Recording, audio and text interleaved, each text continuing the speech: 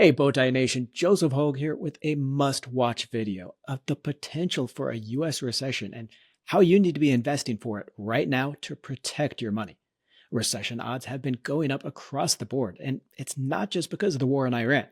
Moody's Analytics model has boosted its recession outlook for the next 12 months to 48%. Goldman Sachs is now at 30%, and Ernst & Young, 40% odds of a recession. That's why I wanted to get Jaspreet Singh of the Minority Mindset on the channel here to talk through the biggest risks in the economy, where we could be heading, and then the investment ideas that are going to help you not just protect your money, but grow it.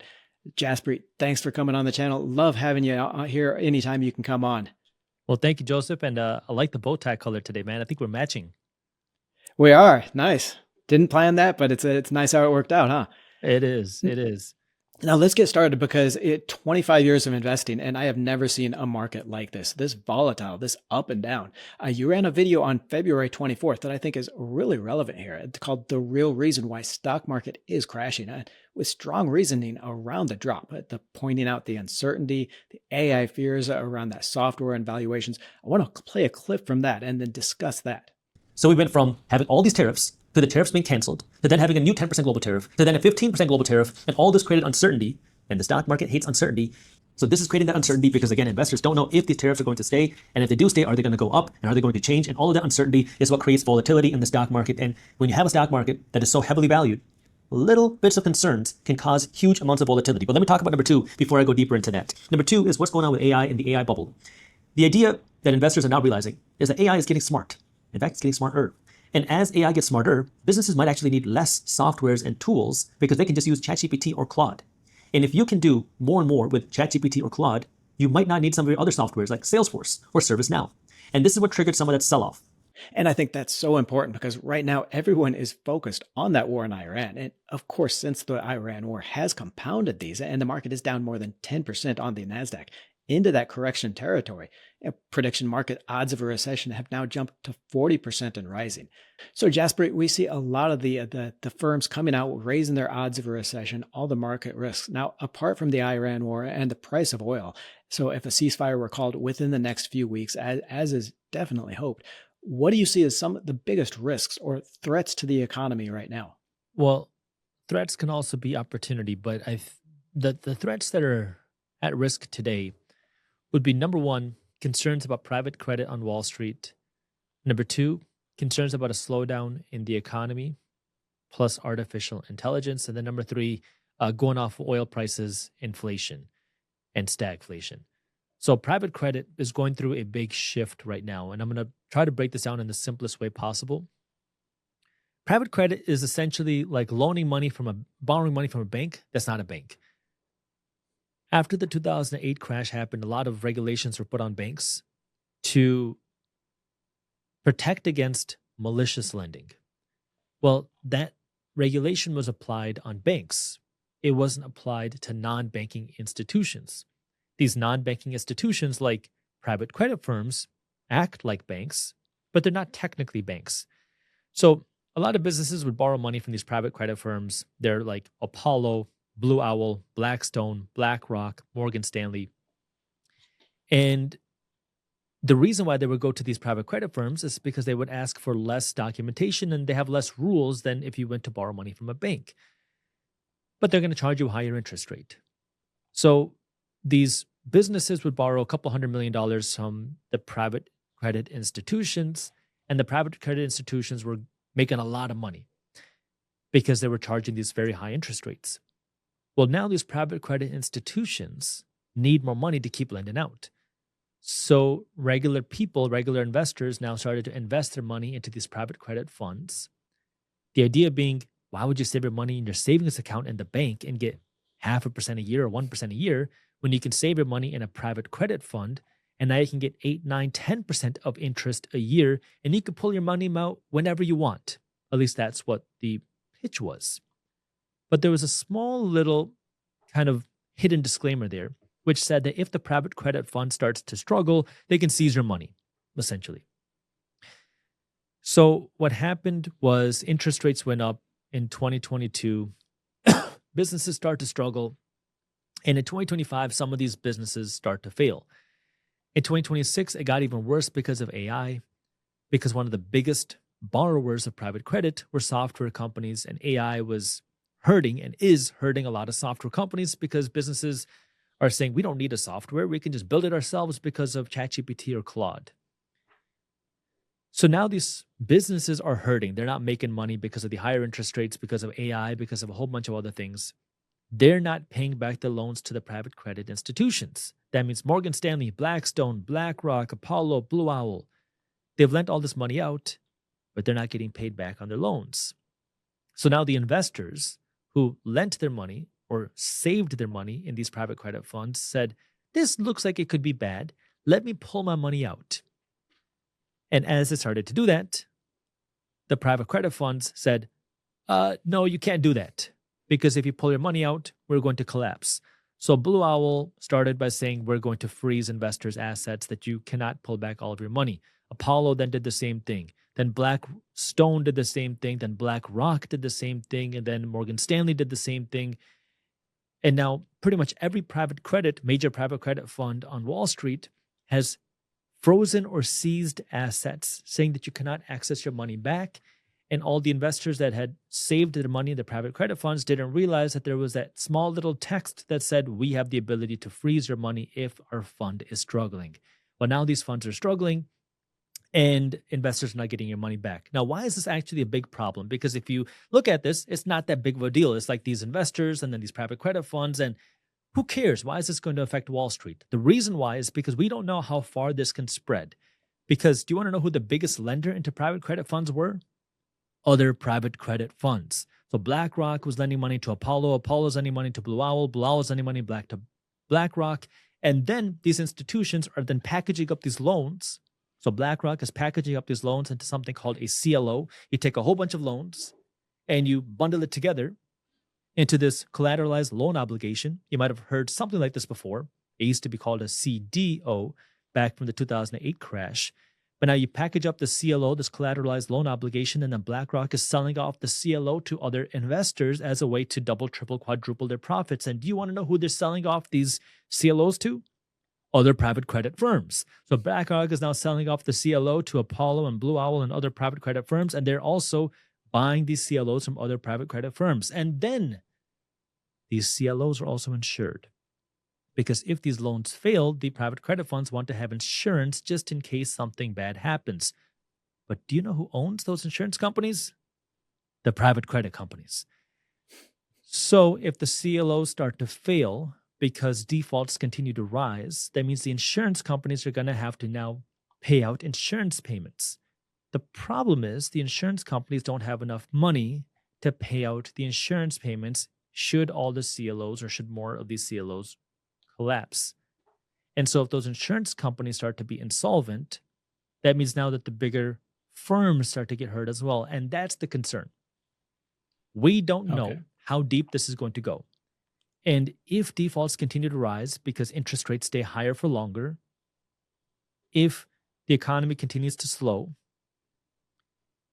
that means that this private credit issue can cause more problems, not just for Wall Street, but for regular people. Why?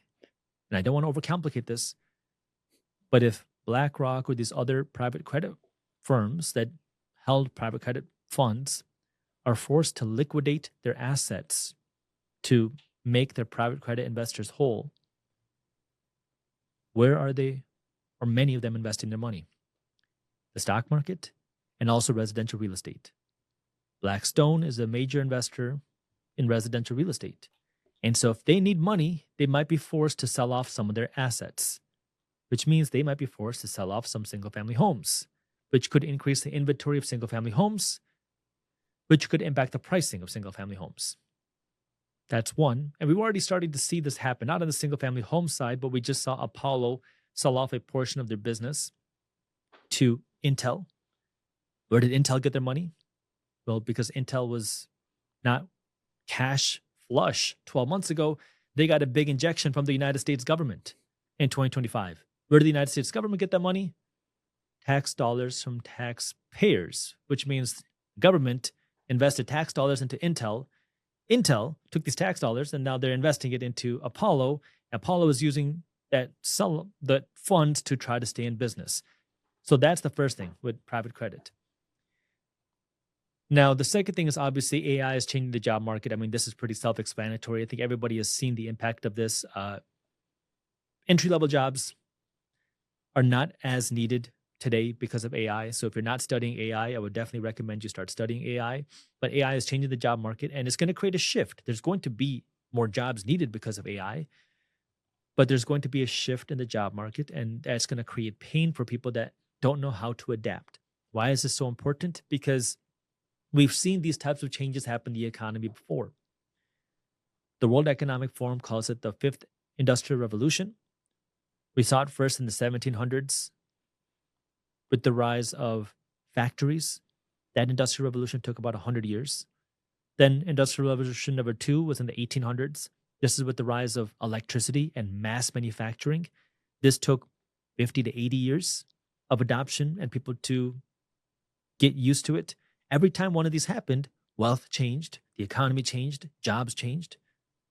Industrial revolution number 3 then came in the 90s when we had the influx of the internet, which changed how business operated, wealth changed, jobs changed, investment opportunities changed. Then we had industrial revolution number 4 come in the early to mid 2000s, smart technology. This is now using Uber instead of a taxi, using Airbnb instead of a hotel. Again, jobs changed, wealth changed, investment opportunities changed. And now we have industrial revolution number 5, which is the convergence of humans and technology. Now notice, each one of these industrial revolutions changed jobs, changed the economy, they changed investment opportunities, they changed wealth, but it got shorter and shorter and shorter and shorter. And so now with AI changing jobs, the average human is not adapt or able to change fast enough because we're not built to evolve that fast. But it creates opportunities, and that is going to create a change in the economy. And then we have to take a look at inflation. Inflation is already starting to ramp up in 2026. This is pre-conflict in the Middle East. Then came the conflict in the Middle East.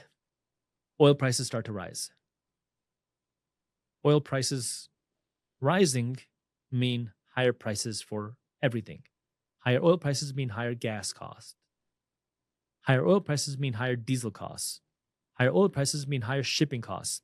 That means when you want to go buy groceries, it costs more money because Walmart has a higher cost to deliver the groceries from the farm to the warehouse to the store. Higher oil costs mean higher travel costs, and higher oil costs mean higher fertilizer costs. So if inflation is higher, that means people have less spending ability because I just can't buy as much stuff with my $100.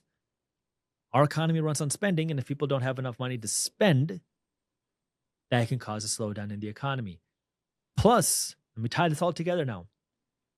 This creates a big predicament for the Federal Reserve Bank because when you have high inflation, normally the Fed raises interest rates. When you have a slow economy, normally the Fed cuts interest rates. Well, we have a slowing economy and high inflation.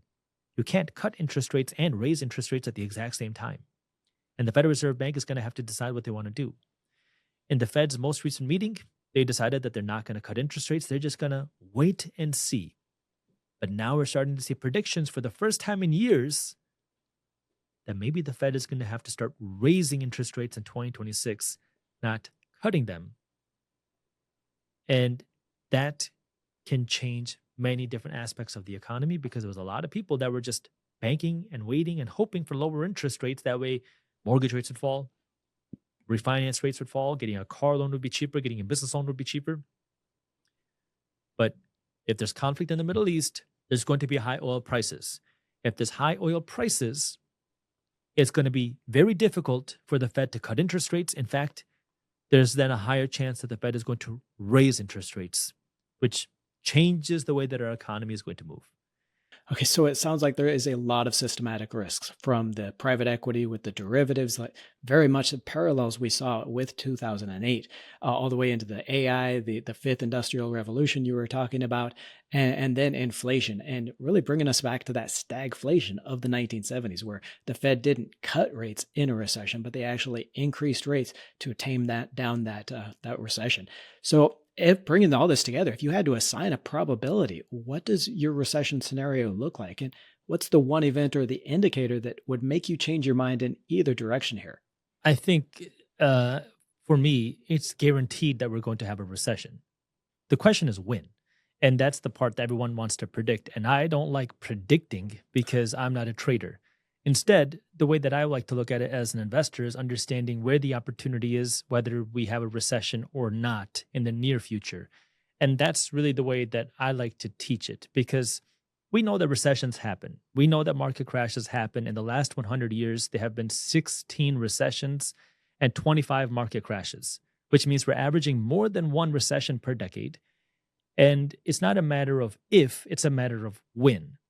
And now the mistake that a lot of people make is they try to predict when the recession is going to happen. They try to predict when the market crash is going to happen. They try to predict when the bottom of the stock market is going to be in.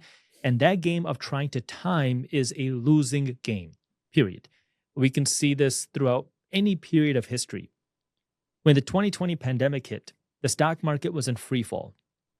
Nobody knew what was going to happen. Everybody was panicking and people were selling. And during that time, you and I were both making YouTube videos, but I remember specifically that when the market was falling, I was talking about how I was buying. I have no idea what's going to happen in the markets tomorrow, but we're seeing the biggest stock market sell-off in the history of time, so I'm going to buy. And I was getting a flood of comments of people saying, Jaspreet, this time is different. The market is going to collapse. Why would you buy? The economy is done for. And I said, if that's true, then me buying is not going to make any difference because we're all going to be dead. If it's not true, then this is a good buying opportunity. Now, I have been researching markets for a very long time. I own a financial technology and media company, Briefs Finance, and we study what's happening in markets. And I had no idea that the Fed was going to print money the rate at which they did in 2020. And then markets went from the fastest sell-off in the history of time to the fastest boom in the history of time, both in the same year. So the people that were waiting and waiting and waiting for markets to go down even further missed one of the best buying opportunities of the decade. The people that were buying in phases on the way down were able to buy great investments at a discounted price. Same thing happened in 2022. 2022, the stock market fell by 20%. Same thing. I was making videos about, hey, this is a great time to start buying and take advantage of markets going down. And everyone was saying the higher interest rates in 2022 are going to lead to a massive recession. It's going to lead to a massive collapse. It's going to lead to all these problems. Well, after a 20% drop, markets started rallying and we started to see new record highs in 2023. Then came 2025. And in 2025, last year, President Trump started tariffs. And if you remember when tariffs happened, it was a three-part process. In February, President Trump announced tariffs. Markets crashed. And then he canceled the tariffs and markets broke new record highs. In March, President Trump announced bigger and stronger tariffs. Markets crashed even harder. And then some days later, President Trump canceled the tariffs. Markets broke new record highs again. In April, it was Liberation Day. President Trump announced the biggest tariff announcement yet on countries all around the world, and markets saw the biggest global sell-off that we have seen since the pandemic. And then those tariffs started to be eased out and markets rallied again, in which in each instance, it created a great buying opportunity that every time people said, oh my God, this is going to destroy the economy. So instead of trying to time the market, instead of trying to time the recession, understand a couple things. Number one, recessions and market crashes create more millionaires than any other time, because they allow the financially savvy to come in and buy good investments at a discounted price. And number two is just be prepared and know what your investing strategy is. There are ways to invest your money when markets are up. There are ways to invest your money when markets are down. And if your goal is to be a long-term investor, you just need to be buying the right investments and buy more of them when they're on discount And stop doing what the majority of people do, because the average person is coming in, reading something on CNBC, reading something on Reddit, reading something on ChatGPT, blowing their money into some stupid stock because they heard some person talk about it on the internet. They buy it when it's at an all-time high, and then the markets start to go down because, well, markets are volatile, especially now, and then they panic sell, and then they wonder why the system is rigged against them. Don't do stupid things, and take a step back, take a breath, now build that financial education, and now really start to work to build real wealth through a proper strategy. Interesting. I love that idea. Don't do stupid things. Okay. So let's kind of focus it here into assets, investments that either do well during a recession or do well just regardless of the market. Trying to time the market, and what should investors be looking at? Are there assets or investment groups that generally do best during a recession that not necessarily that people would jump into now just in case we have a recession, but that might help smooth out their portfolio when we do get a recession, and give them, that firepower to actually buy the other stocks on the dip. So assets, investment groups, even stocks that generally do best during a recession. Yeah, that's a great question. And I'm going to premise that just to make sure that people understand how to be in that position. Because I think the first mistake that people make is they start investing when they're not ready or they're not prepared. And what I mean by that is there's a lot of opportunity today in the markets, and people are anxious to take advantage of investment opportunity. But you got to make sure you're ready to invest in the first place.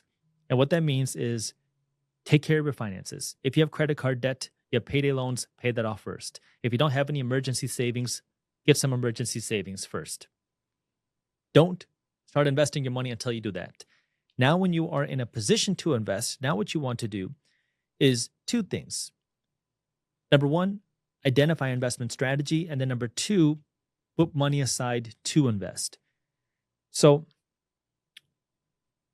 what I like to teach is you have to know what your investing strategy is. And there are two ways that you can invest your money. You can be a passive investor, or you can be an active investor, or you can be a hybrid of both. A passive investor is somebody who is going to invest into the broad stock market. So you can invest into the total United States stock market. You can invest your money into the S&P 500, which is a group of the 500 largest companies in the stock market. The idea here is if the economy goes up, you make money. If the economy goes down, your stocks are going to go down. But what we know is that over time, the economy grows. It's not linear. We're going to go through crashes and recessions, but over time, the economy will grow. Now, if you want to be more of an active investor, this is where you're going to look for specific industries where you believe this industry is going to be bigger, stronger, and more profitable 5, 10, 15, 20 years in the future. Maybe you think AI and robotics is going to be a bigger industry in 10 years than it is today. Maybe you believe that energy and nuclear is going to be a bigger industry than it is today. Maybe you believe that healthcare is going to be a more profitable industry than it is today. That's what active investing is. And now you have to know how to put money into these investments. As a passive investor, if you're just investing your money into the United States economy, I teach something called ABB. Always be buying. Buy when markets are up, buy when markets are down, buy when markets are sideways, buy when it's raining, buy when it's sunny, buy when there's a Democrat in the White House, buy when there's a Republican in the White House, buy when there's a recession, buy when there's a market boom. The only time you change your strategy is when markets crash. You don't sell, you buy more. That's the way that you win as a passive investor. As an active investor, now you need to be putting money aside until you can find the right opportunity at the right price. So let's just say I wanted to invest in AI, robotics, data centers, and this new technology space. Well, now what I want to do is I want to identify where I believe the money is moving. Let's just say hypothetically, I think more money is going to go into data centers because we need more data centers to power the AI, and I believe we're going to need more energy, more nuclear. So now I can identify which stocks or ETFs in that space that I believe are going to grow and be bigger in the next 5, 10, 15 years. Well, now, instead of just doing ABB, now what I'm trying to do is, because I want to be more involved, I want to buy in at a good price. And this is where I can start to get a little bit more involved with researching the stock or the ETF. And when I see pullbacks, meaning a crash, downturn that creates a good buying opportunity, that's when I want to come in and buy more. But the key is you got to have money to invest in the first place, because the mistake that happens now is when markets go down, this is a good time to buy, but it's only a good time to buy if you have money to actually buy. And so you have to be prepared, financially prepared in the first place. And that means getting your money in order, knowing how to live below your means, having an income, and now using that income properly. That way you're putting money aside to invest, and you're putting money aside that's waiting to be invested. That way now when bad things happen, because we know bad things happen, you can go in and actually invest your money and take advantage of the opportunity. I love that idea of, well, one, always be investing, but also being able to get your financial house in order to invest, and making sure that's all set up. So we have that kind of that idea of always be buying, buy more when the market's down, and that is there some idea that investors get wrong more often than not when they're Yes. trying to protect their money. Well, I think the thing that people get wrong is they get panicked and they get emotional. The best investors out there are dead people. There was a study that they looked at brokerage accounts, and dead people's brokerage accounts did the best because they were not selling because they're dead. And so the mistake that people make is that we get emotional and we sell. And what I like to teach is something called poop, because every time bad things happen, poop happens. And poop is panic leads to overselling, leads to opportunity, leads to profit. Anytime something bad happens, people panic, they oversell, which creates the opportunity for the financially savvy to come in and buy, creates the opportunity to profit if you are patient. And I want to answer the question that you asked me just a minute ago, because I realized I forgot or I skipped over that part, which is which assets generally do better when markets go down. And this is, I wanted to really talk about this because we actually did a poll in Market Briefs, which is the free newsletter that we publish. And what we asked our Market Briefs subscribers was, what is their biggest concern about the economy in 2026? And overwhelmingly, the concern was the economy going into a recession and not knowing how to protect my assets during a recession. And so we did a whole report in Market Briefs about what you should do there. And what we did is, if you take a look at history, when recessions happen, there are generally a few asset classes that either do better during a recession or they get hurt less during a recession. So historically, gold has been a asset that does good when markets do bad.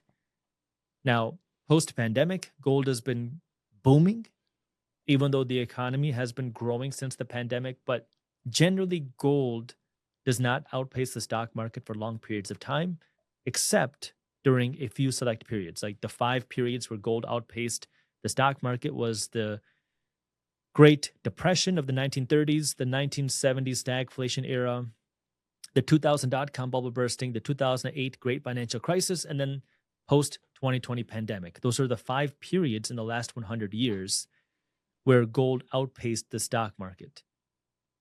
So generally, gold goes up when markets go down, but gold also varies depending on people's concerns about the dollar.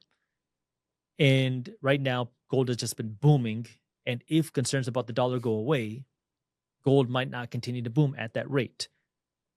But just know that generally gold goes up when people are concerned about the dollar, when they're concerned about the economy. Another one is consumer staples. Think your toothpaste, your soap, your Coca-Cola. Whether or not you're in a recession, people are going to continue using soap, toothpaste, and they're going to keep drinking Coca-Cola. And so those consumer staples generally don't get hit as hard. And sometimes they actually do better during a recession, because when people get into a tough financial situation, they stop shopping at Whole Foods and they start shopping at Walmart. So that could drive more customers for Walmart or the Dollar Generals and the stores like that. And then you want to think about what is causing the recession. So in 2020, we saw the stock market fall by 34%. We saw Bitcoin prices fall by 50%. But real estate prices were booming. So you want to understand now, where is the actual pain in the economy and try to identify if there's opportunity despite that pain. And that's where you can also find opportunity. Okay. I like it. I like it. The big picture idea of one, knowing what's causing the recession. So maybe kind of a little fine tuning there, but really going back to some of those typical safety sectors. You've got utilities, the things that people have to buy, whether it's a recession or not, right? Utilities. So NextEra Energy, Black Hills, things, companies like that. You've got the telecom companies, Verizon, AT&T. You're not canceling your cell phone just because there's a recession. And then you've got the consumer staples like your personal products, your household products, things that you have to buy every week, things that we buy out at Walmart every week. Let's put all this together. If someone gave you $100,000 today and said, "Hey, prepare this for a recession. When we have a recession, prepare it for just your model portfolio." How would you allocate that, and how would that change if it looks like that we'll definitely avoid a recession? If the economy starts booming and maybe you want to push a little bit more towards some of those stocks that you talked about, the higher risk, the themes, the growth themes, how would you allocate that 100,000? Well, I'll tell you how I invest my money. And I don't recommend what I do to anybody else, but I invest my money into 5 places. Number 1, I invest my money into my own business, Reeves Finance. Number 2, I invest money into physical real estate, rental properties. Number 3, I invest my money into stocks. Right now, it's about half and half passive and active investing in stocks. Number 4, I invest my money into speculative assets. These are things like cryptocurrencies, startups, other things like that. And then number 5 is physical gold. So real estate is about 50% of my investment portfolio outside of my business. Stocks is approximately 30%. Speculative is approximately 18%. The physical gold is approximately 2%. That's how I've allocated my investment portfolio. And so I would probably go down that route. Now, there are caps, because if I had $100,000 and I bought a property, then all of it's going to go into real estate. But I think there's a lot of opportunities in every asset class right now. I think if you go into real estate, there are some amazing opportunities now in 2026 that were not there in 2023. They were not there in 2024. Real estate is definitely now picking up in terms of opportunity. The stock market has been extremely volatile, which creates some of the best opportunities out there. And there are so many. So what we try to study in my firm is where money is moving. And there are 5 types of what we call shifts that we pay attention to where money is moving. We look at where Wall Street is moving money. We look at where Main Street regular people are spending the money differently. We look at where innovation is happening. We look at a broad market shift. And then we look at what's called a government shift. A government shift, and I'm going to talk about this one specifically, is any time the government creates new policy, new legislation, new rules, new laws, money moves. Now, why does that matter? Because as an investor, I want to invest my money where money is going, not where it was 5 years ago. Well, who is the largest spender in the economy? It's not you or me. It's not Amazon or Nvidia. It's the United States government. And when President Trump took office in 2025, it was a massive, the largest shift in government policy, government legislation, government, just everything, really ever. Now, why does that matter? Every time there's a new rule, anytime there's a new policy, a new legislation, a new anything, money moves. And that has created so many opportunities for us and really any investor. And this is what we publish inside of for our pro investors. But I'll give you an example. President Trump in 2025 signed an executive order for drones.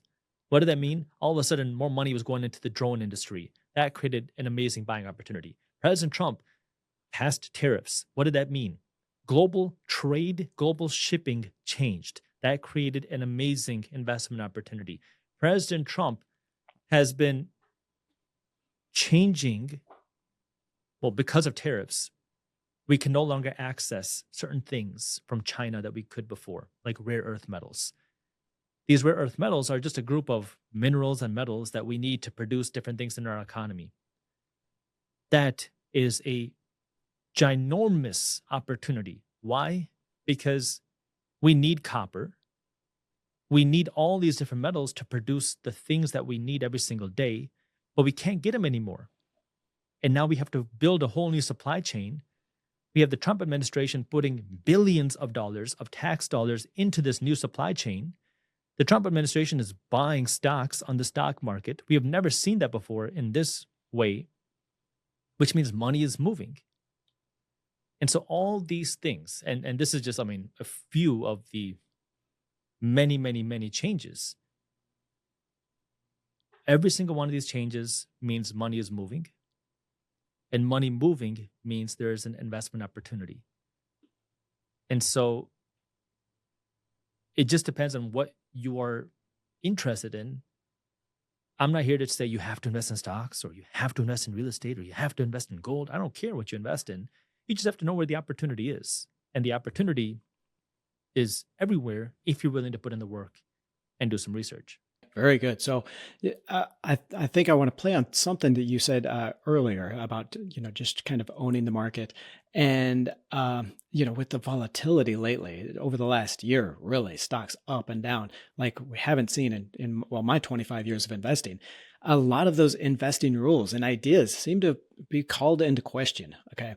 One of those is the S&P 500, long considered the safe investment, right? 500, the largest companies in the world or in the United States, international exposure. So I know a lot of investors just investing in the S&P 500, the SPY, or maybe the Vanguard VOO. Those are it's 80% of the US market. It's 50% of the entire global market. So really, almost the entire global market. And in fact, the Vanguard S&P 500 is by far the most widely held ETF. But now with 34% of that index in tech stocks, so just more than a third of the S&P 500 only in tech stocks, more than a third of the companies or that asset just in 10 companies.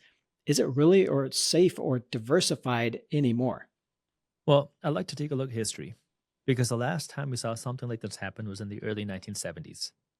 In the early 1970s, we had an inflation problem, followed by an oil crisis, followed by a recession. And along with that, there was also major concentration in the S&P 500. There was a basket of the Nifty 50, it was called then. There was a basket of stocks of companies that were the American economy, essentially, that were a superpower in the S&P 500. Well, let's take a look at what happened. Between 1971 to 1981, if you put your money in the S&P 500, your money would have lost value relative to inflation. If you put your money in a savings account, your money would have lost value to inflation. If you put your money in gold, your money would have outpaced the S&P 500.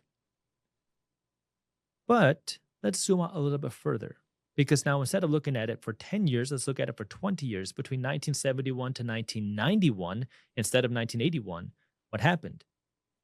If you invested your money only into gold, you actually lost. You would have made more money just by putting your money into the savings account because gold went down after the 80s. The person that put their money into the S&P 500 was way far ahead. So, yeah, there's concerns about the S&P 500. Yeah, there's concerns of saturation.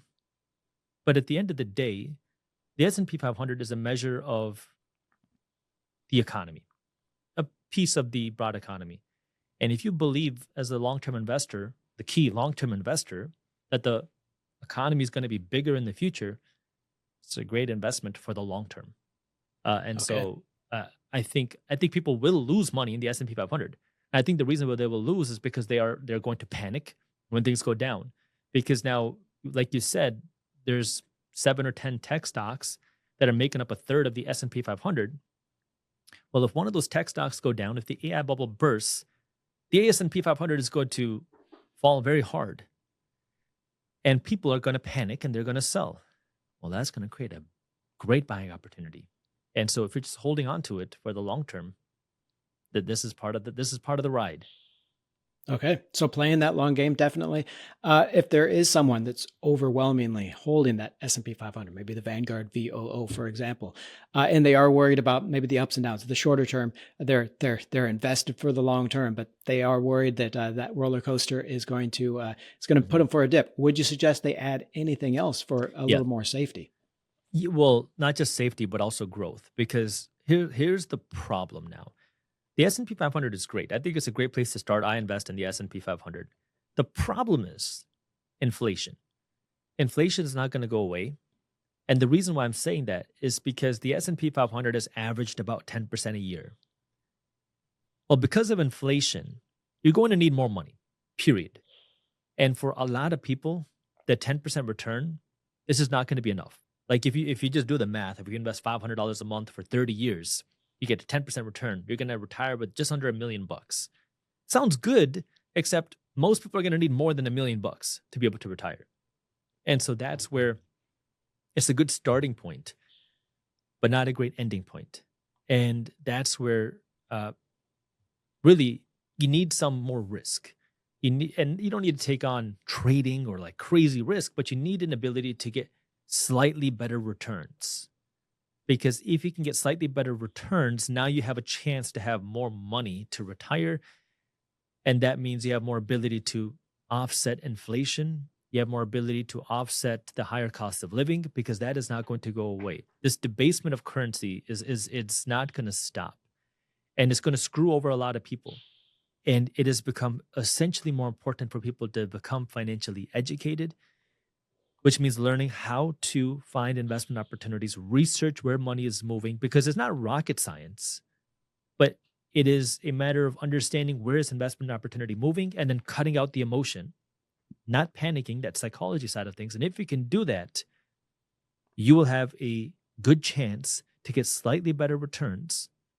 And even if you get slightly better returns, now it can lead to what I call significantly more wealth. Like instead of 10% a year, if you got just 13% a year with the same $500 a month, now you're not going to retire with like $950,000 or $970,000.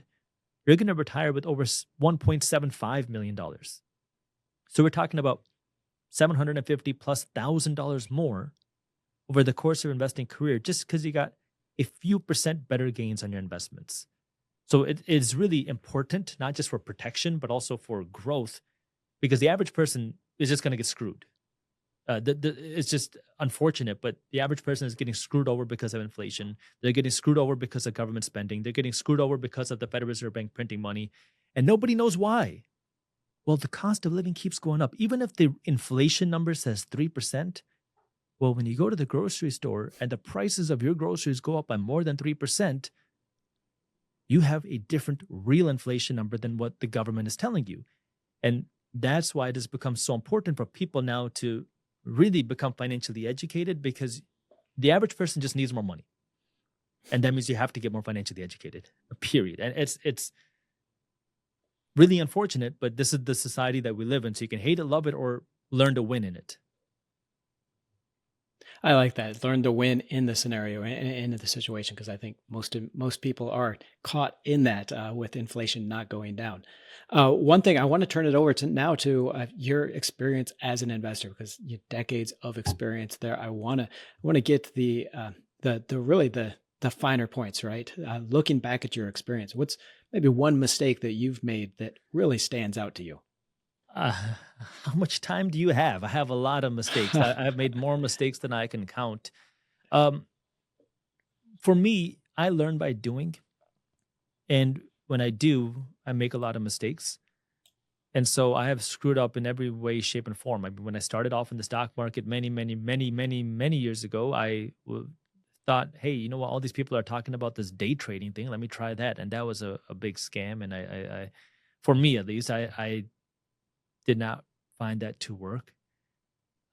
When I started investing in real estate, I had no idea what I was doing. Nobody in my family knew what investing was, and I just started, and I screwed up a lot. I made a lot of mistakes. I just tried to do what was cheap. I realized that being cheap is one of the most expensive things that you could do.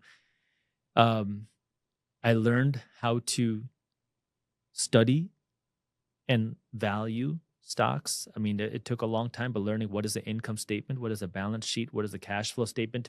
I used to think I was buying stocks. I think that's a big one too. You're actually buying a company.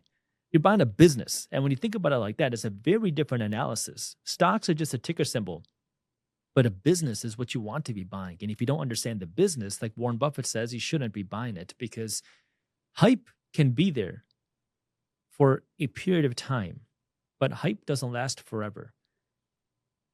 And then just understand that nothing goes straight up forever. Don't chase investments. I mean, and also some things can go down all the way.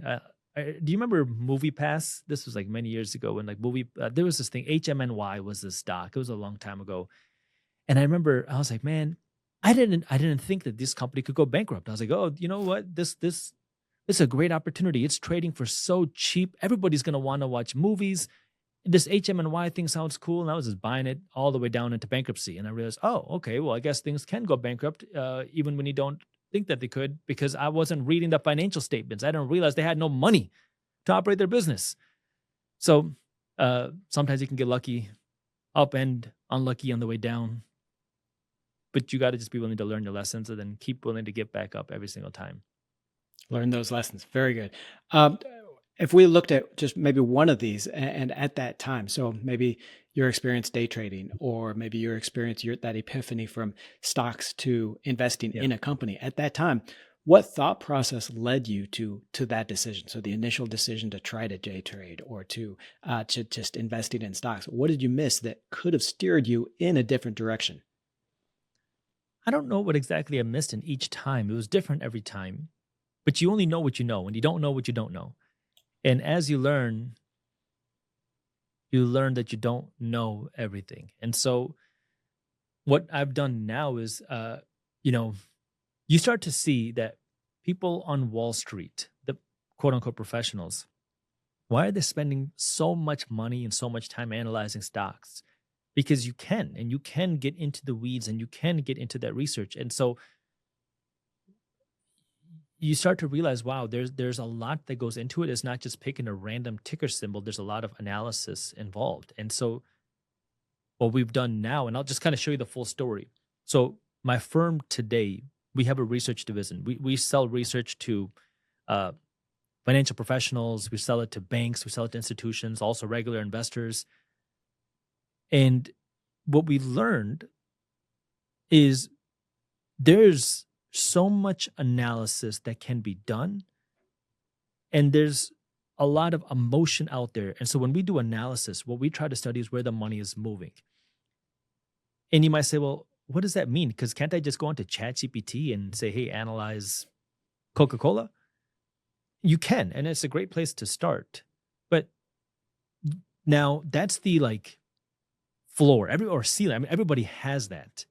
So how can you differentiate yourself? So what we're doing now is our analysts are going to trade shows. They are going and talking to industry executives. Like when I talked about that drone executive order that was signed by Trump, as soon as that got signed, my analysts were in the drone facility within days, talking to executives in the drone industry to understand the business. We're now getting invited into government summits. We talked about what's going on with rare earth minerals.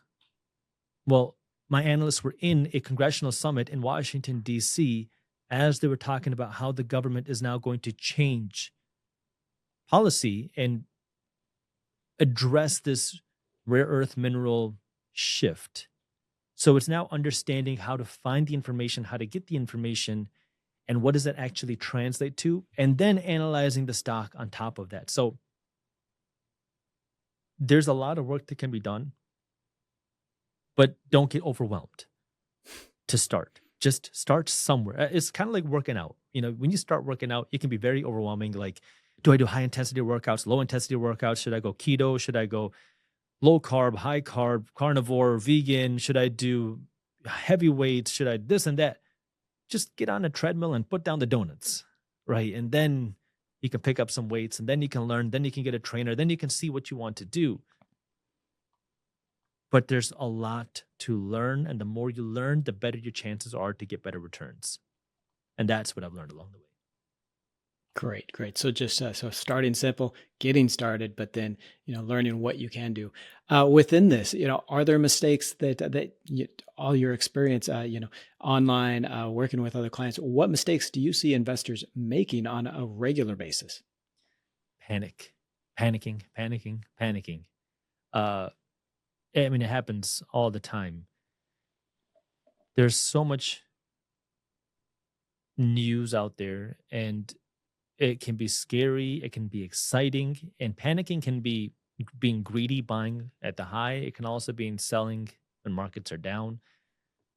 But if you're a long-term investor, act like a long-term investor. And what happens day to day is just noise. If you have a good investment, which you can, go through the balance sheet of a company and understand what it is that you're investing in. If it's a good investment and the stock is going down, it creates a good buying opportunity, not a selling opportunity. Now, sometimes it's a bad stock and sometimes you're going to be wrong, but panic selling destroys people. I mean, it really hurts when you hear about the markets are falling and people are selling out of the 401ks. Like,